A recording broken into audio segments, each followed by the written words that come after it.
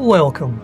In this series of videos, we will cover the design and implementation of a project, from initial design through coding and development to testing, using the PowerBasic Windows compiler.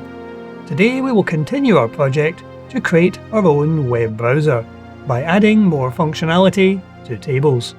This was our application at the end of the last video. We have created a Lite browser that has limited support for some aspects of HTML.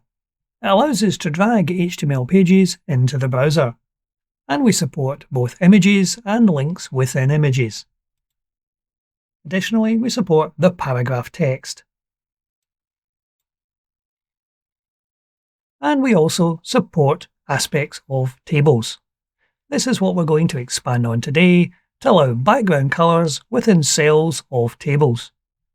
If we have a look at our page 7 HTML document in a Chrome browser, you will now see that we've added within the raw HTML the ability to have a background color for each of the alternate rows. If we have a look at the source code for this, we'll see we're using a style inside the TR tag. We are not as yet supporting style options or cascading style sheets. We're taking it right back to the basics and putting the style command within the individual TR command. This will mean that each cell within this row will have a background color, designated by the background color command. So let's have a look at our code to see how we're going to achieve this. As you will have seen a moment ago, the style option is embedded inside the TR command. It is in fact an attribute of that command. We're already picking up attributes, so we need to add functionality to handle TR attributes. So first, we're going to look at the build table function.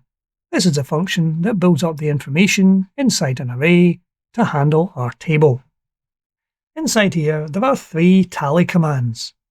These are used to work out how many headers or data cells we have and how many rows in the table.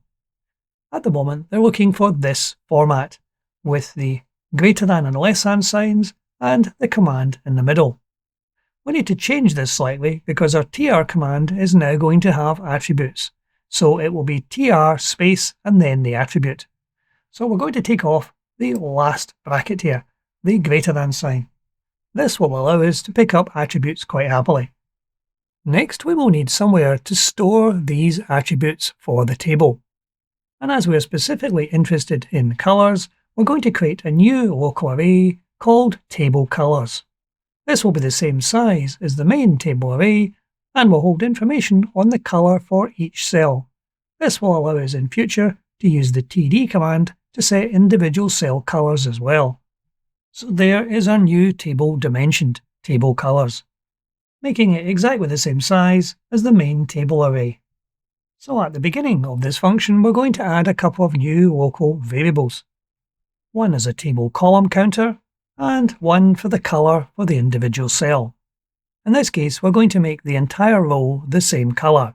So each cell of this row in the table will have the same value. So we can now look further down this same function to where we handle the TR command. We have a section in here to handle the beginning of a row and the ending of a row. We're going to put this new functionality in the beginning of a row, the TR command. Currently, we're just incrementing the row variable. Now we want to pick up the attributes. The attributes will already have been populated into the attributes variable.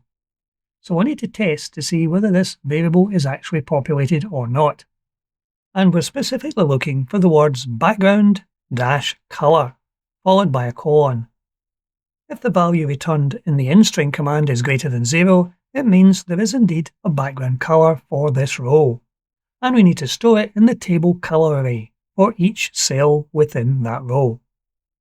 So we're using the parse command to look for the text appearing after the words background color, and we're trimming out the trailing double quote. So this gives us a value for the color. As you will see from inside the text of the HTML document, we have this value here at the end, a hash followed by 6 characters. These 6 characters are the RGB values in hexadecimal. So we're going to store what we see highlighted here on screen inside our table colors array into each column. So we're using a for next loop. We're taking the table colors and we're storing the hex to RGB. So this new function will take the hex value and split it up into its RGB colors. So we'll need to create this new function first. So here is the skeleton of our new function, taking its single parameter, which is a value we've picked out of the table row attributes. We'll remove the hash sign as we don't require it. And we will now convert the hex to RGB. This could be done quite easily in PowerBasic.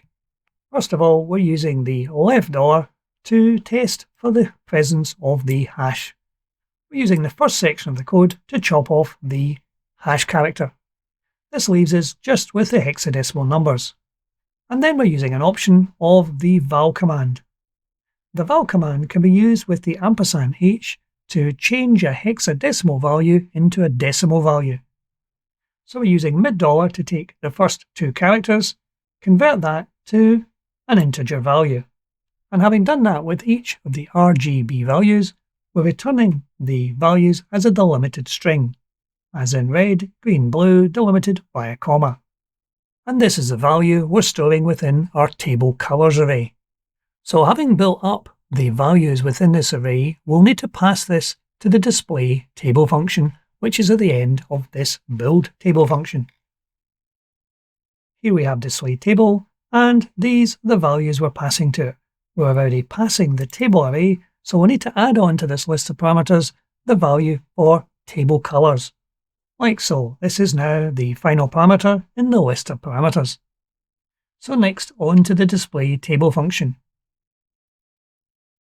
which obviously needs this new parameter added to its list. So now that we have this new array on the list of parameters, we can now use it within the display table function. I'm going to add some more local variables to our list at the beginning of this function to allow us to keep track of the positions for the color fills. So we're using table colors as one of our UDT objects. This will allow us to set the positions for the beginning and the ending of our boxes, which we're going to draw with a solid fill color. Next, we're going to set the graphics color command. We'll be coloring the boxes in before we put the text on the screen. If we did nothing else, then the background color of the text would overwrite the color of our background. So we're going to use the graphics color command with some negative values. When using graphics color, you have two parameters. The first parameter sets the foreground color. Setting this to -3 means we're not going to be changing whatever the foreground color happens to be. The background color, when set to a -2, means the background is going to be transparent for our text. So any background already set on the cell will show through, which will be ideal for our purposes. Next, we'll need to make some changes for the for next loop further down the code. This nested for next loop goes through each row one at a time, and each column one at a time. As we have already populated a variable with the upper bounding of the table array, we don't need this line of code in here. We can just substitute the variable. One less calculation for PowerBasic to make. So within this for next loop, we need to work out what color the cell is going to be, and we can pull that out of our table colors array. Quite simply populating our color string variable. The next section of code handles which column we're actually dealing with, the first column or any remaining columns. So we're going to handle each of these quite separately. So here is the code for the first column. We're using our new user-defined type, or table colors, to set the X and the Y coordinates for the beginning. The X coordinate is the start of the table, and the Y coordinate is the global Y coordinate, indicating how far down the page we actually are. Next, we're working out where our end X coordinate is going to be. This is slightly adjusted to make sure we do not go over the edge of the table, and the same for the Y coordinate. So we now have to do the same for the remainder of the columns. And again, we're using this user-defined type. And as we step through each of the columns, we're setting it by the previous end value to make sure we don't have any white space within our row. And at the end of this, we have a test on the row number. If the row number is greater than 1, we're adding on an extra bit of fill height for all the other rows. This should allow each of the rows to be filled correctly. Now that we've worked out all of these coordinates, we now have to use a graphics box command to actually draw the details on the screen. And this is entirely dependent on if there is a colour set or not. At the moment, we're just using our graphics print command to print the details of the text onto the table. So as you will see in here, we have the graphics box command with all its parameters. The X and the Y coordinates to start the top left-hand corner of the box, and the X and Y coordinates of the bottom right-hand corner. And we're going to use a new function called RGB color. This will take the 3 individual colors that we have stored within the array and turn them into an RGB value. So we will need to create this new function before we can test any code. So here is our new function. This is a very straightforward one, and we're using the parse command to pick up each of the delimited values for red, green and blue, using the val command to turn them into numbers. And we're then using the inbuilt RGB command with these 3 parameters to return an RGB value. So have we now done enough to put colour on our tables?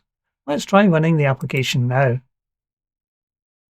There is our browser, and if we bring up one of our HTML pages, drag this in and scroll down, and we will see we now have background colour on the headers and each of the data rows, and the tables without any colour are showing quite happily. And our resize event is redrawing the screen quite happily. A reasonable speed. So if we bring in one of our indexes to ensure all the other pages appear correctly,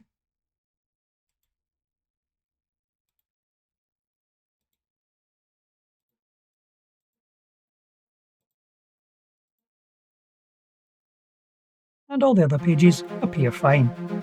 So in summary, what we've achieved today is we have added on the ability to put background colour on each of the cells for a specific row.